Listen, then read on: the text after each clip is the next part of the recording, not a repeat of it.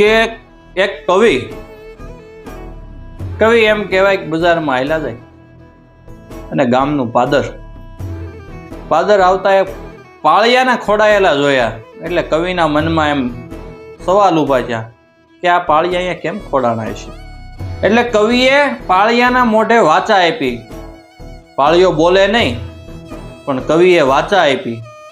વાચા આપતા કવિ સવાલ કરે છે પાળિયાને, એ જી આજ પૂછું તને પાળિયા રે તારા દલડા કેરી વાત।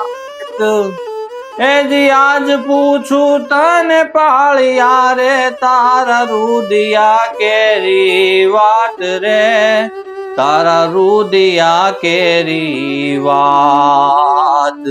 એ તમે સિંદૂરે કેમ રંગાણા, એ પાદરે કેમ ખોડાણા, એ જ સિંદૂરે કેમ રંગાણા, એ પાદરે કેમ ખોડાણા। પાળિયો જવાબ આપે છે, એ જ ગામ તણી જે દીવાર ચડે ને ભૂંગિયા વાગે ઢોલ, એ જી ગામ તણે જે દીવાર ચડે ને ભૂંગિયા વાગે ઢોલ રે, જે દી ભૂંગિયા વાગે ઢોલ। હવની પેલા હાબદા થાવા ઈ માટે અમે આય ખોડાણા, હવની પેલા હાબદા થાવા ઈ માટે અમે આય ખોડાણા।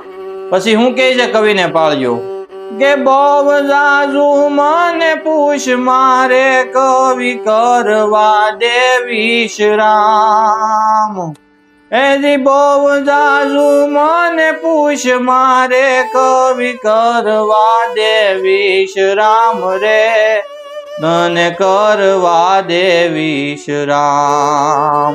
તોય કવિ એમ શાંત નજરા કવિ પૂછે કે તમે સિંદૂરે હું કામ રંગાણા, કે જેથી શેથાના સિંદૂર ગોળાણા, ઈ રંગે અમે આજ રંગાણા, જે દિશે થાના સિંદૂર ઘોળાણા, ઈ રંગે અમે આજ રંગાણા।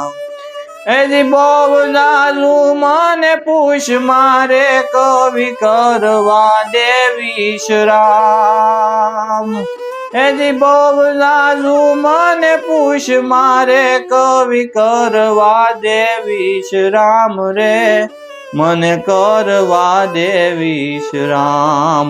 આવી રીતના પાળિયો કવિને જવાબ આપે છે। પણ કોઈ પણ ગામના પાદરે એમ કહેવાય કે પાળિયો ખોડાયેલો હોય પણ ઈ બેન દીકરીઓ ગાયું બ્રાહ્મણ એની વારે ચડતા ઈ પાળિયા છે હોય, પાળિયા આમ નથી થવાતું।